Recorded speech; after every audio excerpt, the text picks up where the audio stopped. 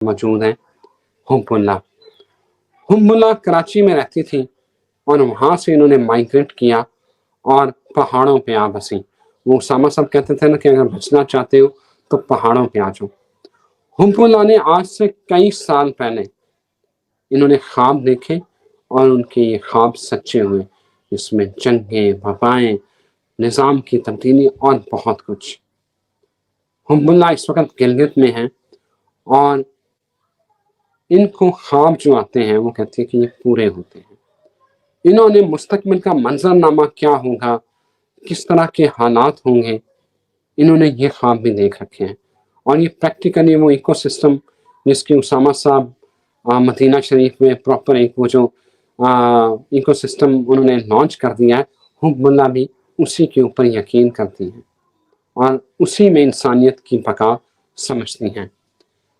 آج کی اس ویڈیو میں جاننا چاہوں گا حب اللہ سے کہ پہلے تو مجھے یہ بتائیں کہ انہوں نے کیا خواب دیکھے تھے پہلے، جس کی وجہ سے کراچی چھوڑ کے اتنا اچھی جو لائف سٹائل ہے وہ چھوڑا. ان کی ساری فیملی ابراڈ میں ہوتی ہے، ون سیٹل ہے، وہ سب کچھ چھوڑ کے یہ پہاڑوں میں آ گئے. انہوں نے کیا خواب دیکھے تھے اور اس کے بعد ان سے میں جاننا چاہوں گا کہ آگے کا منظر نامہ انہیں کیا نظر آ رہا ہے. International scenarios including Pakistan, India, Afghanistan, وہ کیا بنتے ہوئے نظر آ رہے ہیں. حب اللہ پہلے تو یہ بتائیں، thank you very much for your time. یہ بتائیں کہ کیا خواب آئے تھے آپ کو جو پہاڑوں میں بسم اللہ الرحمن الرحیم. اعوذ باللہ من الشیطان الرجیم. بسم اللہ الرحمن الرحیم. ولا قوت الا باللہ العلی العظیم. رضوان صاحب بہت شکریہ. ایک تو یہ کہ آپ کی پوڈ کاسٹ مجھے شاید اکتوبر کے گرد کسی ٹائم پہ نظر آنا شروع ہوئی ہے، اور میں نے بڑے شوق سے اس لیے دیکھا کہ مجھے پاکستان کی فی الحال تو واحد پوڈ کاسٹ لگی. بہت سارے لوگ قیامت کے اوپر اور دجال اور اس طرح کے موضوعات پہ بات کرتے ہیں، میں اس کو دیکھنا بھی پسند نہیں کرتی، پینک اور انگزائٹی کریٹ کرتا ہے. لیکن مجھے یہ لگا کہ مور اور لیس آپ لوگ کی جو پوڈ کاسٹ ہے وہ ان کچھ چیزوں پہ بات کر رہی ہے جن پہ جس کو میں بھی جانتی اور سمجھتی ہوں اور لوگوں کو بہت عرصے سے بتانے کی کوشش کر رہی ہوں. تو پہلے میں اپنا تعارف کراتی چلوں کہ میں نے MBA کیا ہے کراچی میں IBS سے 2002 میں. پھر میں نے میڈیا اور مارکیٹنگ کو جوائن کیا. مارکیٹنگ کر کے 2 سال میں نے جیو ٹیلی ویژن میں کام کیا، اور میرا ایک شوق اور کام تھا فیوچر فور کاسٹنگ. آپ خود جانتے ہوں گے کہ جو میڈیا میں لوگ ہوتے ہیں وہ فیوچر کی دنیا پہ نظر رکھتے ہیں، ان کو بہت ساری خبریں پتہ ہوتی ہیں. ابھی تو ہم اس زمانے میں آ گئے، وہاں سے 20-25 سال ہو گئے اس زمانے کی، میں پرانے کی بات کر رہی ہوں، کہ اب عام عوام کو انٹرنیٹ کے ذریعے ہر طرح کی انفارمیشن ملنے لگی ہے. پھر بھی ہم لوگ جو ٹرینڈ ہوتے ہیں جرنلزم میں، ہمیں ایک نیوز کو پروسیس کرنے کی، حاصل کرنے کی، کہاں نیوز آتی ہے، کس کو دیکھنا ہے، اس کو جاننے پرکھنے کی ایک کوالٹی ہم میں ہوتی ہے. میں جیو میں کام کر رہی تھی 2003 سے 5 تک. میں نے کیا ہے کہ مجھے شدت سے ایک محسوس ہونی شروع ہوئی ایک اسپرچل طرح کی انسائٹ میں، جس کو فالو کرتے ہوئے میں نے 2005 میں ہی جیو کو اچانک سے چھوڑ دیا.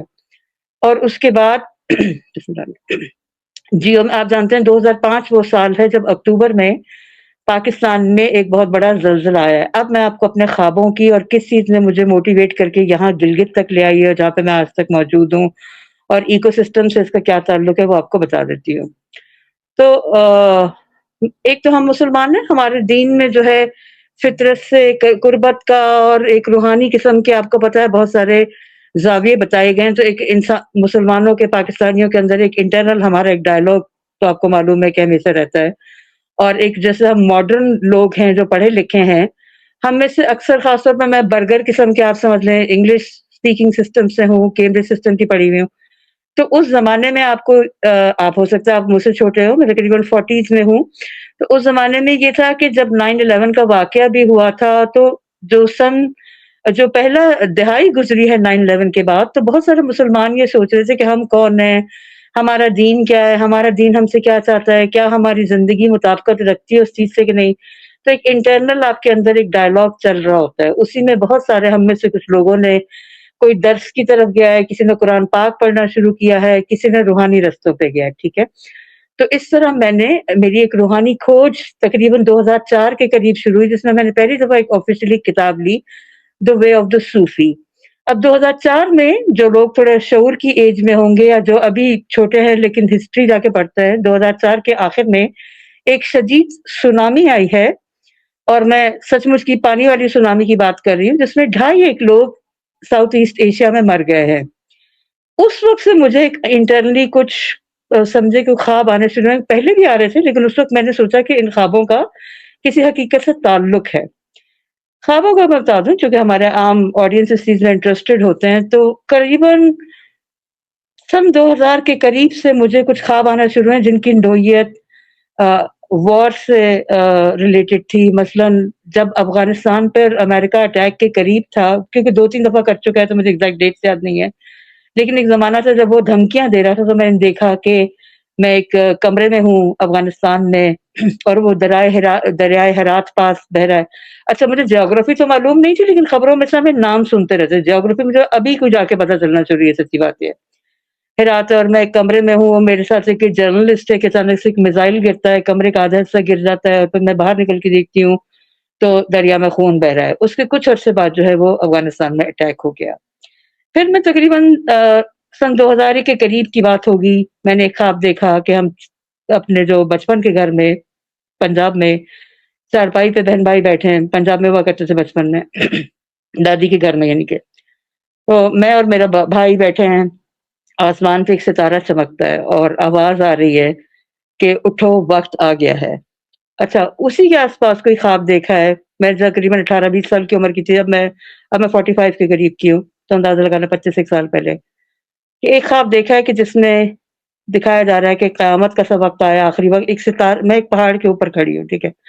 पहाड़ी के ऊपर खड़ी हूँ, बिल्कुल अकेली उदास सी खड़ी हूँ, और नीचे जो है पहाड़ी के एक साहिल सा है, ठीक है? वो पहाड़ी इस शेप में है, मैं अंदर की शेप में खड़ी हूँ, और नीचे एक साहिल सा है, ये बीच में जो जगह बन रही है इसमें साहिल बना हुआ और आगे समंदर। तो मैं ऊपर से नीचे देख रही हूँ उस कटोरे से, तो ये कटोरे की शक्ल में साहिल बना हुआ है और वहाँ पे लोग हैं, और आसमान में एक तेज पर्पल रंग का नाइट स्काई और तेज सितारा जैसे कोई करीब आ रहा है, और ये आवाज सी आती है कि वक्त आ गया है। 2-3 मिलते जुलते ख्वाब। तो मैं इस ख्वाब में देखती हूँ कि नीचे साहिल से लोग भाग रहे हैं चींटियों की तरह, ऊपर में इतनी ऊपर नजर आ रही है, और वो बोट्स में बैठ के जा रहे हैं, और मैं बड़ी उदास सी होती हूँ। तो मैं आबादी, यानी ऊपर जो कहीं होगी, ख्वाब आपको पता थोड़ा सा ऊट पटांग होता है, तो मैं वहां से उठ के मैं कहती हूँ चलो आबादी में जाके देखते हैं क्या क्या हो रहा है। तो मट्टी के घर बने हुए हैं, जैसे ईंट या दीमक का घर होता है, और वहां से लोग सामान निकाल निकाल के भाग रहे हैं, और मैं अंदर आबादी में जा रही हूँ बड़ी सैड किस्म की, और मैं कह रही हूँ कि ये लोग किधर भाग रहे हैं, इन्होंने क्या तैयारी की है, इनके क्या कोई अमाल या असबाब ऐसे हैं। बहुत सारे मैंने ख्वाब देखे, झीलों की तबाही का ख्वाब देखा, वो पूरा हुआ। एक यहाँ पे झील है गिलगित बल्तिस्तान में, अताबाद लेक की, मैंने ख्वाब देखा है 2004 में कि वो टूरिज्म से तबाह हो गई है, और वो झील बनी 2010 में है और अब तक वो तबाह हो चुकी है। बल्कि इस साल, पिछले साल, वहां पर झील में रेत मट्टी जम के वो झील जो है ब्लॉक सी हो गई, क्योंकि वो आर्टिफिशियल लेक थी जो पानी के रुकने से बनी थी, ठीक है? इस तरह के मैंने ख्वाब देखे। मुझे कौन सा ख्वाब खास तौर पे गिलगित लेकर आया, जो मैं भागी हूँ कराची से, भागी का मतलब मेरे घर वाले फ्लाइट में मुझे यहाँ पे लेकर आए हैं, कई लोग कहते घर से भागे ऐसे नहीं।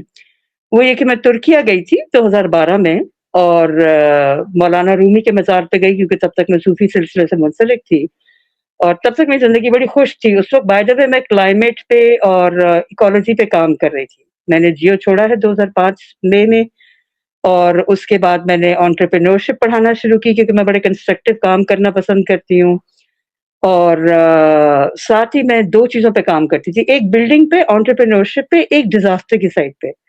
तो मैंने डिज़ास्टर स्टडी किया हुआ था 2004 की सुनामी कि उसको कैसे डील किया गया। जब पाकिस्तान में 2005 में अक्टूबर में ज़लज़ला आया है, तो हमने 5-6 महीने उसके ऊपर लगकर काम किया है। उसी ज़माने में इंटरनेट क्या होता है, ब्लॉगिंग क्या होती है, फिर हमारी जो पाकिस्तान की स्टेट, मैं हल्के अल्फाज में कहूँगी, जो पाकिस्तान की स्टेट है, उसको उस वक़्त पता चलना शुरू हुआ कि भई इंटरनेट भी कोई चीज़ है जिससे बच्चे आपस में जुड़े हुए हैं। फिर वो चीज़ जाके हमारी बाद में एक सियासी पार्टी के साथ, आपको पता है, वो आगे गई है इंटरनेट बेस्ड, और वो थोड़ा-सा मामला खराब हो गया है। इंटरनेट उस ज़माने में उठना शुरू हुआ है, तो हमने बड़े टेक्निकल चीज़ों पे काम किया है। यानी सिर्फ़ ये नहीं कि ख्वाबों की दुनिया में बैठे हुए हैं, या फिर हम पे कोई वज़ीफ़े पढ़ रहे हैं, या हम पे कोई इल्हाम या कशफ़, जो भी उसको कहते हैं, वो हो रहे हैं, बल्कि प्रैक्टिकल, यानी कि जो-जो गाइडेंस आगे नज़र आ रही थी उसको फ़ॉलो अप किया है टेक्नोलॉजी के ज़रिए, स्टडीज़ के ज़रिए, मॉडल और सिस्टम बनाने के ज़रिए। और ये क्यों किया है, यही मैं आपको बता दूँ कि मेरी जो जनरेशन थी, जो उस ज़माने में यूथ जनरेशन थी 2000 में, और जेन ज़ी वगैरह अपने ज़माने की थी, उनको बड़ा कंसर्न था कि हम मुस्लिम्स भी हमारा कोई सिस्टम हो। अभी तो कशफ और इल्हाम और हमारे अंबिया को वही हुई, वो तो सैकड़ों हजारों साल से हो रही है, उसको हम प्रैक्टिस में कैसे आगे लाएं? तो जो सन 2000 की मिलेनियल सदी जिसको कहेंगे ना, उसमें कंसर्न था मुसलमानों का, जो पढ़े लिखे मुसलमान थे, कि हम अपनी एक इकोनॉमी कायम करें, कोई मतलब टेक्नोलॉजी भी तो हमें चाहिए होगी ना, टेक्नोलॉजी हो, हमारे सिस्टम्स हो। मैं उन पे काम करती थी, तो जो भी मुझे इंस्पिरेशन होती थी, चाहे वो अ, अपनी अकल इस्तेमाल करने से हो गई, खबरें पढ़ने से हो गई, समझ-बूझ रखने से हो गई, या अल्लाह ने डायरेक्ट कोई बिल्कुल फ़िल्म चला के ख्वाब दिखा दिया, उसको मैंने मॉडल्स में, प्रैक्टिकल एक्शन में ट्रांसलेट किया है, वो पढ़ाया भी है। मॉडल होगा क्या, मॉडल भी खुद डेवलप किया है, तो ये काम मैं कर रही थी। तो दो रुखा चीज हो गया, एक तो कंस्ट्रक्शन करना और सिखाना, लोगों को भी सिखाना कि एंटरप्रेन्योरशिप क्या है, मुल्क में कैसे सिस्टम बनेगा। देखिए ना, अगर आप लोगों को लाहे अमल चाहते हैं, जिस पे अमल करें, वो घर बैठ के तो हर बंदा सरपट नहीं दौड़ सकता। ये पॉलिसी वालों का, उसातिज़ा का, टीचर्स का, ब्लॉगर्स का, एक पूरा जो इकोस्फीयर कहेंगे, यानी माहौल, एक सिस्टम होगा, समाजी सिस्टम होगा, वो एक ढांचा बनाएगा तो आम आवाम उस पे अमल करेंगे ना। अब जिस ज़माने में मैंने काम शुरू किया, उस वक़्त गवर्नमेंट जो थी बड़ी देहाती किस्म की, अनपढ़ टाइप की हमारी गवर्नमेंट्स हुआ करती थी। पढ़े लिखे भी हैं तो वो गवर्नमेंट के ईवानों तक महदूद थे। फिर आपको पता ही होगा कि जब 2005-8 के करीब, जब ऊपर-ऊपर सोशल मीडिया चला, उस वक़्त अवाम के हाथ में नहीं आया था, नीचे तक यानी देसी लेवल तक नहीं आया था। पढ़ाकू किस्म के लोग और बर्गर किस्म के लोग और मीडिया वाले लोगों के पास आना शुरू हुआ था, ठीक है? मेरा ये जो काम था वो ये था कि उस वक़्त मैं खुद भी थोड़ी कन्फ्यूज़ थी कि भई मैं डिज़ास्टर पे काम करूँ या दुनिया खत्म हो रही है, या मैं कंस्ट्रक्शन पे काम करूँ। तो मैंने जो मुझे, चूँकि मुझे तो कोई वही तो लिख के नहीं आ रही, तो मैंने जो फीलिंग दिल में आई है, जो अकल ने रास्ता दिखाया, जो अल्लाह ने खोला है, मौके सामने होते हैं, लोग डिमांड कर रहे होते हैं, आपको एक मौका नज़र आ रहा है कि यार मैं ये काम करूँ तो ये रिटर्न आ सकता है, तो आपने वो किया। मसलन आपके सामने कोई हादसा हो गया, आप रोड पे गए, आपको लगा कि भई मुझे उठाना चाहिए इस शख्स को, ठीक है? फिर आप रोड पे निकलते हैं, आपको नज़र आता है कि आइसक्रीम बिक रही है, आप कहते हैं ये अच्छा लग रहा है, मुझे खाना चाहिए, यानी कि अपॉर्च्युनिटी मुझे कॉल कर रही है, ठीक है? तो मुझे अपॉर्च्युनिटी नज़र आई कि भई लोग हमारे, मैं पढ़ी-लिखी हूँ, हमारे लोगों में पढ़ाई की कमी है, बिज़नेस को मैं इतना अच्छा जानती हूँ कि मैं ख्वाब में भी बोलती रहती हूँ उसके बारे में, यानी सोते में भी मैं अपने आप से तकिया कलाम करती रहती हूँ। तो मैं लोगों को क्यों ना जाके पढ़ाऊँ? तो मेरा बेसिक जॉब जो है वो मॉडलिंग की है और सिस्टम डिज़ाइनिंग में काम है, ठीक है? तो ये मैंने काम किया है, उसके बाद मैंने जी, अर्थक्वेक पे भी काम किया है, जो पाकिस्तान में 2008 का आया था। जी, अब आप पूछिए। हुम्बुल्ला, मैं सिर्फ अब ये जानना चाह रहा हूँ आपसे कि आप मुस्तकबिल का मंजरनामा क्या देख रही हैं, क्या नज़र आ रहा है आपको? जो आप बता रहे थे कि आपको इंट्यूशंस और ख्वाब वगैरह, मुस्तकबिल में आप पूरा इस सिनेरियो का, इंटरनेशनल सिनेरियो सिस्टम, वो क्या तब्दील होता हुआ देख रही हैं? टाइम इस वक़्त बड़ी तेज़ी से शिफ्ट हो रहा है और सिनेरियोज़ भी शिफ्ट हो रहे हैं, ठीक है? तो जिस वक़्त हम स्टार्ट हुए थे, उस वक़्त जो हम ख्वाब या कोई इंट्यूशन देखते थे, वो 5-6 साल तक लागू रहती थी, ठीक है? 2008 में सिनेरियो ये था कि जो मेरे दिल में आया था, वो ये कि लोगों को जाके फार्म्स और कम्युनिटीज़ बनाने चाहिए, ताकि जब ये सिस्टम गिरेगा, जो कि सिस्टम ने गिरना था, जो हमें पता चल चुका था, तैयारी मौजूद हो। ये इस बात को मैं अभी आप आगे लेके चलूँगी, उसको इंटरनेशनल सिनेरियो से भी मैं आपको बताती हूँ, ठीक है? ये तब की बात है। और रहे तौर पे एक दिन में फार्म नहीं बनता था, क्योंकि सिर्फ फार्म नहीं बनाना, आपने फार्म का सिस्टम भी बनाना है ना, इर्द-गिर्द मार्केट भी बनानी है, ये भी करना है, वो भी करना है।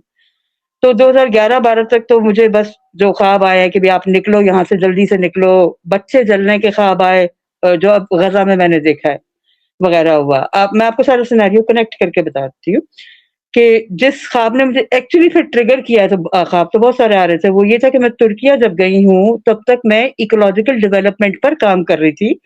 मुझे लग रहा था कि दुनिया बहुत अच्छी चलेगी, हम बड़े जीत गए हैं, क्योंकि मैं क्लाइमेट के साइड पे भी इन्वॉल्व थी ना।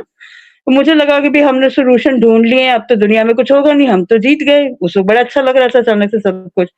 अचानक से मुझे ख्वाब आया 2012 में, वो एग्ज़ैक्ट साल के, बच्चे कहीं जल रहे हैं, पता नहीं क्या फ़साद हो रहा है। मैंने घरवालों से कहा मुझे यहाँ से निकालें, मैं पहाड़ों में जा रही हूँ, ये हमारे नबी करीम सल्लल्लाहु अलैहि वसल्लम की हदीस है।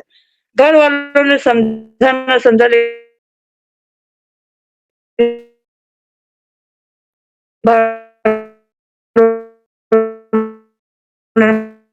मुझे जानते हैं, हमारी पढ़ी लिखी बेटी, उन्होंने इसको कंटिन्यू करें। अच्छा, आपको मेरी आवाज़ अब मैं आपको बताती हूँ कि इस वक़्त जो सिचुएशन ना बड़ी तेज़ी से बदल रही है। ये आपको मैं कनेक्ट करके इसलिए बताना चाहती हूँ कि हमारे जो अवाम है, जब वो डायरेक्शन को ढूँढ रहे होते हैं, कोई बंदा किसी ज़माने की बात कर रहा होता है, कोई किसी ज़माने की बात करता है। इसके लिए एक बड़ा अच्छा लफ्ज़ मैं अवाम को कुछ अल्फ़ाज़ भी सिखा दूँ जो इस्तेमाल कर सकते हैं, उसको कहते हैं टाइमलाइन। टाइमलाइन क्या है? सिनेरियो क्या है? ये अंग्रेज़ भी इस चीज़ पे काम कर रहे हैं ना बहुत। तो वो कहते हैं टाइमलाइन्स है, टाइमलाइन का मतलब सिनेरियो तुम कौन-सी टाइमलाइन में हो, मैं कौन-सी टाइमलाइन में हूँ, सही है? वो कहते हैं तुम डिस्ट्रक्शन की टाइमलाइन में हो, मैं कंस्ट्रक्शन की टाइमलाइन में। अब मैं बताती हूँ इस वक़्त दुनिया में क्या हो रहा है, जनरल मॉडल बताती हूँ। जनरल मॉडल रिज़वान साहब और आपके ऑडियंस ये है कि दुनिया जो है ना टुकड़ों में बँट रही है, सही है? जब हम 2005 या 8 में स्टार्ट हुए थे, तो जो मेरे जैसे लोग जिनको विज़न आ रही थी, मैं अकेली नहीं थी, दुनिया में बहुत सारे लोगों को आई हैं। मेरा ताल्लुक ज़्यादातर ऑनलाइन जो था वो फ़ॉरेनर्स के साथ था।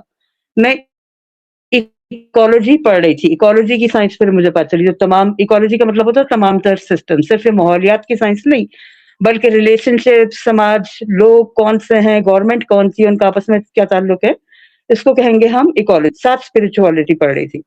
उस वक़्त हमारे पास हिदायत थी कि आप कहीं न कहीं पहुँच जाओ, या खास कर मेरे लोगों का, आप कहीं पहुँच जाओ, आप अपना अड्डा बनाओ और अपना सिस्टम, अपना गिर्द अपना एक नेटवर्क बना लो और उसमें महदूद रहना। क्योंकि उस नेटवर्क से बाहर जो है, फॉल आउट स्टार्ट होगा, जिसको आप वॉर भी कह सकते हैं, भूख भी कह सकते हैं, और जितनी भी हंगामेबाज़ी होगी, शॉर्टेज होना शुरू होगी, दुनिया का जो ब्रेकडाउन होगा, उस नेटवर्क से बाहर होगा। फिलीपींस जो है, वहाँ पर शॉर्टेज है, पाकिस्तान की तरह उन्होंने भी लॉकडाउन लगाना शुरू किया है। बात सिर्फ़ सिंपल अकल की है, ठीक है? दुनिया में आपको आवाज़ आ रही है मेरी? देखिए, सिंपल सी बात है, फ़र्ज़ करें हम सारे लोग किसी शहर में, गाँव में हैं, ठीक है? एक एक छोटा-सा गाँव ले लेते हैं, हम कहते हैं कि जी मैं गिलगित, एक वो छोटी छोटी सिटी है फ़र्ज़ करें। एक आवाज़ आती है आसमान से या कोई रेडियो पे आवाज़ आती है कि अपने-अपने घरों में भाग जाओ, अभी सड़कें बंद होने वाली हैं। जिस तरह कर्फ्यू हमारे कराची में हुआ करता था, तो हर बंदा अपने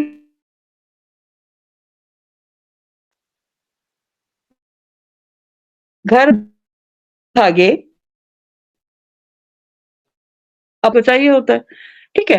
अब खाना जो है सारी ज़िंदगी तो नहीं चल सकता, अगर वो कर्फ्यू जो है 3 से 4, 4 से 5 दिन बढ़ गया, या कई दुनिया में इलाके ऐसे हैं, जहाँ महीनों-महीनों कर्फ्यू चले हैं, तो फिर क्या करेंगे आप? उसमें आपके पास कोई सिस्टम होना चाहिए कि आप अपनी खुराक को उगाएँ। और आप अपना, जिसको हम रीजेनरेटिव सिस्टम कहते हैं। ऑडियंस को बर्दाश्त करना पड़ेगा, हमारे गिलगित में इंटरनेट बहुत स्लो होता है और कोई पता नहीं है लाइट कब आए, कब चली जाए। तो ये मुअज़्ज़ज़, बल्कि हम जो गिलगित वाले हैं ना, गिलगित-बल्तिस्तान में जो है, वो एक बड़ी अच्छी डेमोंस्ट्रेशन है पूरे पाकिस्तान के लिए कि अगर अपने आप को तुमने नहीं सँभाला तो खुदा ना ख़ास्ता आप वो हो जाओगे। मैं ऑडियंस को टेक्निकल टर्म्स बताऊँगी। एक टर्म होती है जिसको कहते हैं लीडिंग इंडिकेटर। जब आप रोड पे गाड़ी चला रहे होते हैं ना, तो कहते हैं अपनी गाड़ी से अगली वाली गाड़ी देखो कि वो किधर जा रही है। अगर वो कहीं रुक गई तो आपने भी रुकना है, सही है? और अगर वो कोई हंगामा कर रही है तो आपने भी अपनी गाड़ी से अगली गाड़ी, एक रूल है। लीडिंग इंडिकेटर, आगे आगे क्या हो रहा है? तो ये जो कोनों के जगह होती है ना, जो पूरे मुल्क में रिमोट जगह जहाँ से गैस आ रही होती है, जहाँ से पानी आ रहा होता है या गिलगित-बल्तिस्तान से पानी आता है, ये लीडिंग इंडिकेटर होते हैं हालात के। अब शहर वाले लोगों को सारा कुछ मिल रहा होता है क्योंकि उनके सिस्टम ज़रा डेवलप होते हैं, वो मानते नहीं है। मैं 2018 से लोगों से अपने फेसबुक पेज से कह रही हूँ, देखो कभी भी ये हालात तुम्हारे पास आ जाएँगे, वो नहीं मानते, सही है? तो हम तो यहाँ पर सालों से लॉकडाउन में जैसी कंडीशन में रहते हैं। अभी लाइट चल जाती है तो हम टॉर्च की रोशनी में, मेरी इतनी वीडियोज़ कई सालों से बनी हुई है। तो ये लीडिंग इंडिकेटर्स हैं, ठीक है? तो आप अपना अगर सवाल रिपीट करना आप पूछना चाहते हैं कि अभी हो क्या रहा? हुआ ये अब सूरत-ए-हाल है दुनिया में कि देखें, अकल की बात है। लोग जो है ना पूरी दुनिया में यही कर रहे हैं। अमेरिका वाले ट्रम्प को बुरा कह रहे हैं, आयरलैंड वाले अपने मुल्क को बुरा कह रहे हैं, यूके में जाएँ वहाँ हंगामे हो रहे हैं, वो अपने गवर्नमेंट से लड़ रहे हैं, टोमी रॉबिन्सन नाम का बंदा। अब हम तो उसको इंतहा पसंद कह देंगे क्योंकि वो हमारे हक में नहीं है, अपने मुल्क के तो हक में है ना वो। हर दुनिया में इस वक़्त चल गया है कि माय कंट्री फर्स्ट। अच्छा, ये इस्लामी प्रिंसिपल भी है। इस्लामी प्रिंसिपल ये है कि तुम अपने घर को सँभालो, अपने घर को देखो। अब दुनिया में हर मुल्क में कोई ना कोई स्टॉक होता है, हर मुल्क में तो ना तेल निकलती है, ना गैस निकलता है। वो एक-दूसरे से ले रहे थे। जब उनकी आपस में लड़ाइयाँ हुई हैं मज़हब की वजह से, या कोई कॉन्ट्रैक्ट उनका ख़त्म हो गया है, तो स्यापा पड़ गया ना। पहले मैं आपकी दुकान से चावल लिया करती थी, अब मेरी आपसे लड़ाई हो गई है, अब मैं किधर से जाके लूँ? या तो नेक्स्ट जगह से चावल मिले या तो मैं घर में उगाऊँ, ठीक है ना? ये सिनेरियो हो गया है। تو لوگ جو ہوتے ہیں ان کو پرواہ نہیں ہوتی کہ کہاں سے دال چاول آ رہا ہوتا ہے، وہ بس حکومت کے پاس جا کے دکانوں پہ ڈنڈے مارتے ہیں. تو اس وقت دنیا میں توڑ پھوڑ چل رہی ہے. جی اوکے رضوان صاحب، میں آپ کے آڈینس کو اس ایپیسوڈ کی ایک مختصراً بتاتی ہوں کہ آگے کیا ہوگا. آگے سب سے پہلے جو اس وقت امپورٹنٹ ترین چیز چل رہی ہے نا، وہ یہ ہے کہ سب سے پہلے ایک چھوٹا سا کلیہ آپ کے ناظرین کو بتا دوں کہ دنیا کے تمام آپس میں بھی ممالک ہوتے ہیں نا، وہ آپس میں مربوط ہوتے ہیں ایک ریلیشن شپ کے ذریعے. تو کسی ایک میں چینج آتی ہے تو دوسرے میں ریئیکشن میں چینج آتی ہے، اور پھر پہلا والا ریئیکشن کہتا ہے تو ریئیکشن کی سیریز ہوتی ہے. ایسا نہیں ہوتا کہ ایک ملک کچھ کرے تو دوسرا کھڑا ہو کے دیکھ رہا ہو پھر وہ انتظار میں جائے. یہ اکٹھے ہنگامہ سٹارٹ ہوگا. ٹھیک ہے. سب سے امپورٹنٹ چیز جس پہ لوگوں نے نظر رکھنی ہے، جس کو ہم لیڈنگ انڈیکیٹر کہہ رہے ہیں، وہ امریکہ کا کولیپس ہے. اس کے بارے میں جو ہر طرح کے پریڈکشنز کرنے والے ہوتے ہیں نا، ایسٹرولوجیکل ہوتے ہیں، کئی لوگ خواب دیکھتے ہیں. امریکہ میں سائیککس ہیں بڑے، جو نیٹ انہوں نے بھرا ہوا ہے کہ قیامت آنے والی ہے تو یہ تو وہ فلانا کو یہ کر لو وہ کر لو. امریکہ کا ٹوٹل سسٹمز کولیپس ہوگا، کیونکہ یہ ملک جو تھا یہ پوری دنیا میں آپ کو پتا ہے گھسا ہوا تھا. جب یہ پوری دنیا سے واپس آئے گا، کیونکہ امریکہ کی پالیسی ہے واپسی کی، اس وقت امریکہ واپسی کے سفر میں اور اپنے آپ کو محدودیت کے سفر پہ لے کے جا رہا ہے. اب دنیا میں کیونکہ اس کا انگلیاں ہر چیز میں تھیں، لہٰذا جب اس کی انگلیاں نکلیں گی تمام معاملات سے تو ہر ملک کا اپنے ایکشن ہوں گے، جس کا مطلب دنیا میں بڑی تیزی سے ایسی چینجز آئیں گی کہ وہ روز روز اور بلکہ روز میں گھنٹے گھنٹے چینج ہوں گی. ٹھیک ہے. تو سب سے بڑی پہلی چیز ہوگی جس میں لوگوں کو اگر کوئی انٹرسٹ ہے، جس سے ہمارا کوئی اتنا ڈائریکٹ تعلق نہیں ہے پاکستانیوں کا، لیکن ہمارے بہت سارے پاکستانی وہاں ہیں بھی، وہ یہ کہ امریکہ اپنے آپ کی اکانومی کو مختصر کرنے کی طرف چلے گا. یعنی ایک بندہ ہوتا ہے نا جس نے کہتے ہیں 100 بکھیڑے پھیلائے ہوئے ہیں، تو وہ 100 سے 20 بکھیڑوں کی طرف جانے کی کوشش کرے گا. ابھی جو ٹرمپ الٹی سیدھی حرکتیں کر رہا ہے، جو ہم کہہ رہے ہیں کہ دیوانہ ہو گیا تو مجنون ہو گیا، ایسا کچھ بھی نہیں ہے. ٹرمپ ایکچولی ایک انتہائی سیانہ اور ریشنل آدمی ہے. اس کی حرکتیں بکواس ہیں لیکن اس کی عقل بالکل صحیح ہے، اور جو بھڑکے مارتا ہے وہ اس کا سٹائل بھی ہے اور وہ ایک اسٹریٹجی کے تحت کرتا ہے. ٹھیک ہے نا. اور وہ بالکل ٹھیک کر رہا ہے اپنے ملک کے لحاظ سے. کیوں؟ اس کا ملک کہنے کی ضرورت نہیں ہے کسی کو بتانے کی کہ امریکہ کا کیا مقام دنیا میں رہا ہے 20ویں صدی میں، اور وہ کن کن معاملات میں گھسا ہوا تھا. ٹھیک ہے. اب ایک اتنا بڑا سمجھ لیں کہ جس طرح ہماری فیملیز میں ایک بڑا بھائی جان ہوتا ہے، 10 بھائیوں کا وہ بہن بھائی ہے، وہ ہر ایک گھر میں گھسا ہوا ہے، اس بھائی کو مشورے دے رہا ہے، اس کے بچے کی شادیاں کرا رہا ہے. یہ بھائی جان بنا ہوا تھا دنیا کا نا، بڑا بھائی سے.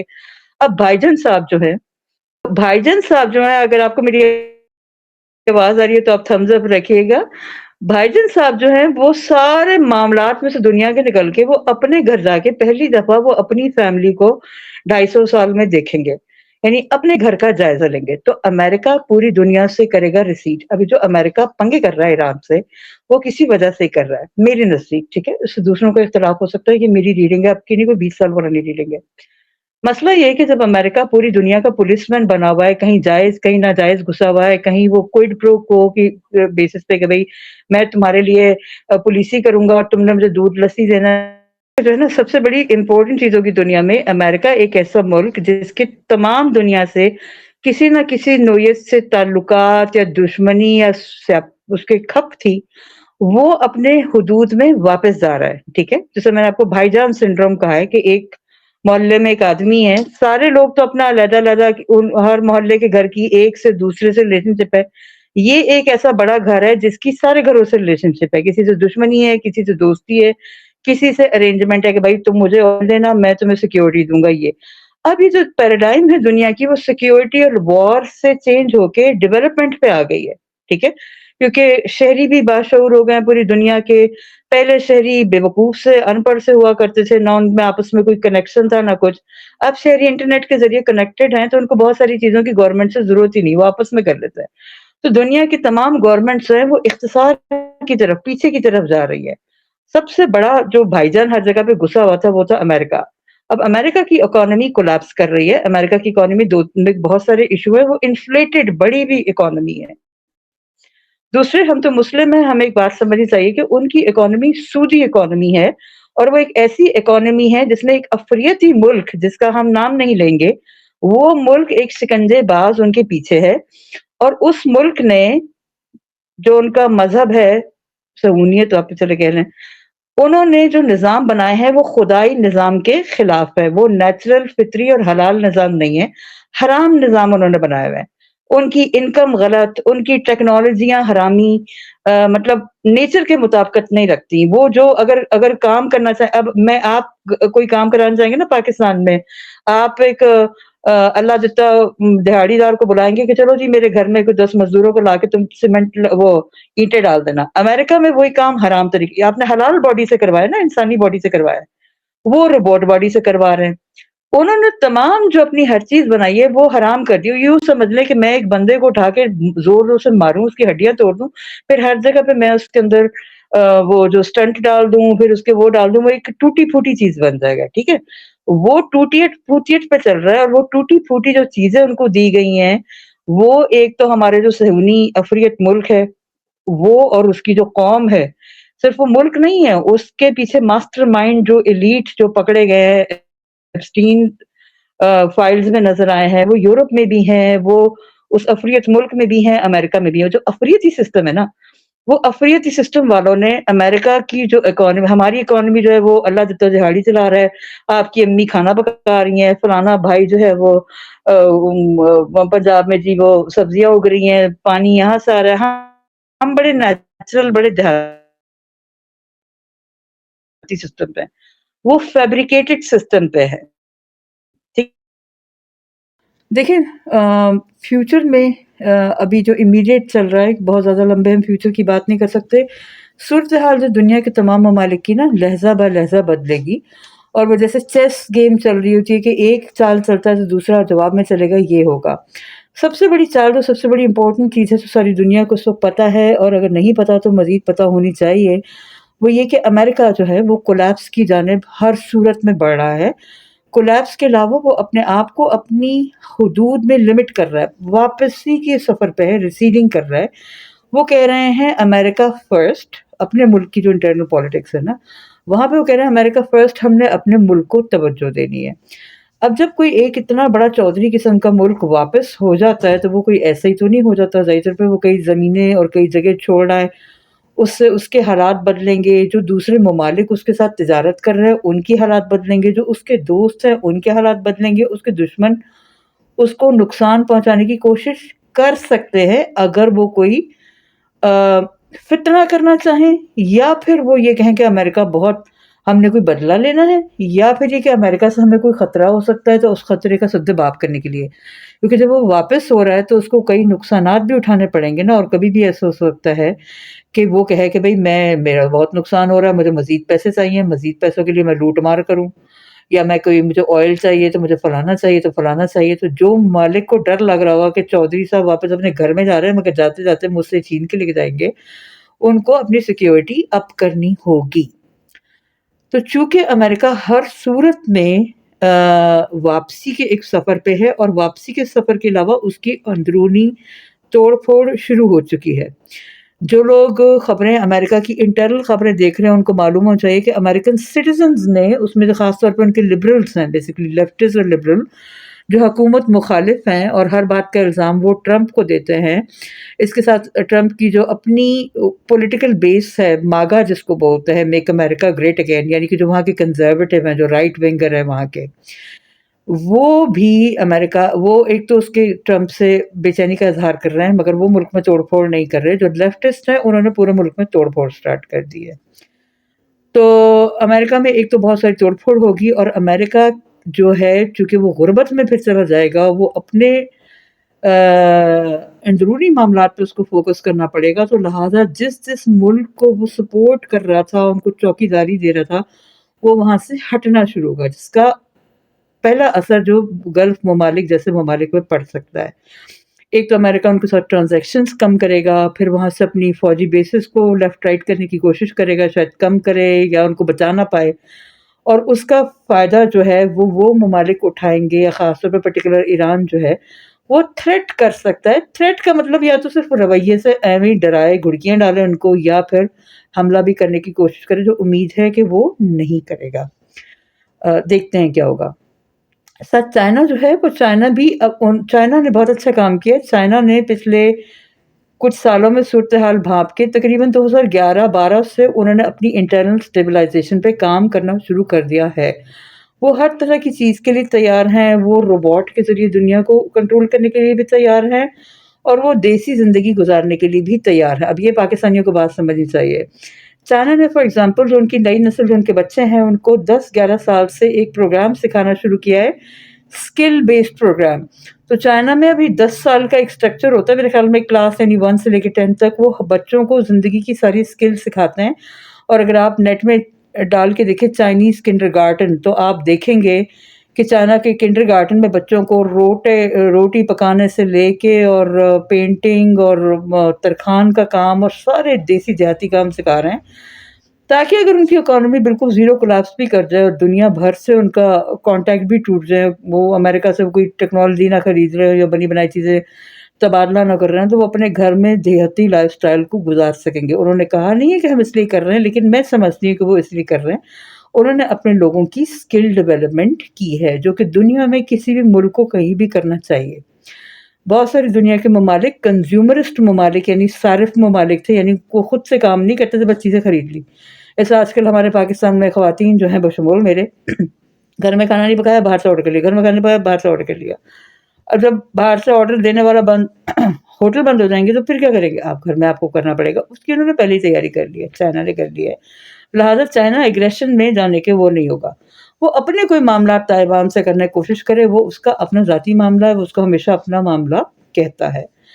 تو امریکہ کا collapse is the most important thing, جس کا بہت فال آؤٹ ہوگا ہمارے گلف ممالک پہ. جب گلف ممالک کی اکانومیز ریڈیوس ہونا شروع ہوں گی تو وہ اپنے لیبر کا انخلا سٹارٹ کریں گے, جس کا مطلب ہمارے پاکستان میں ریورس مائگریشن کا چانسز موجود ہیں. یعنی جو پاکستانی بیرون ملک گئے ہیں, جو مغربی ممالک میں اور گلف میں یعنی سو کالڈ امیر ممالک, وہاں سے واپسی کا سفر یا تو پکڑیں گے یا ان کو وہیں پہ ایک بڑی لمیٹڈ قسم کی لائف گزارنی پڑے گی. وہ جو عیاشیاں لگی ہوئی تھی پیچھے ان کے گھر والوں کی, وہ نہیں ہوں گی اب مزید.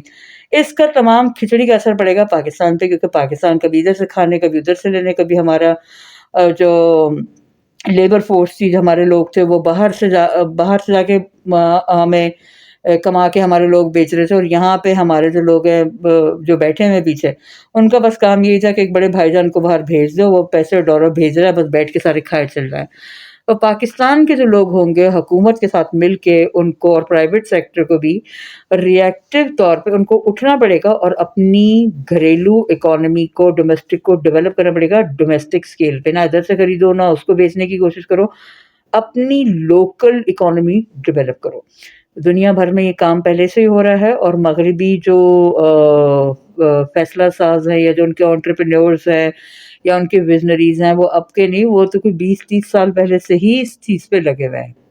اور انڈیا میں بھی لوکل اکانومی اور لوکل ہنرمندی کا بہت رواج ہے, وہ اس چیز پہ بہت فوکس کر رہے ہیں. تو جن جن کی اپنی ڈومیسٹک اکانومی مضبوط ہوگی, local production, by local, produce local, وہ جو آگے شاک ویوز آئیں گے ان سے زیادہ محفوظ رہ جائیں گے.